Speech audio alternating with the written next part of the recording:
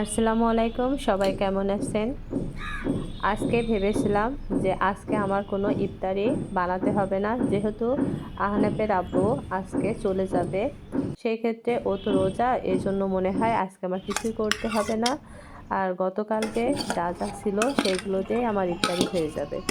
তো আমি সেইভাবেই মানে বসে আছি। হঠাৎ মাথায় আসলো যে না, প্রতি বছর তো ও যখন চলে যায় তখন তো ৫টায় যখন ট্রেনে ওঠে, কিছুক্ষণের ভিতরে যে ট্রেনের ভিতরে তার ইফতারি করতে হয়।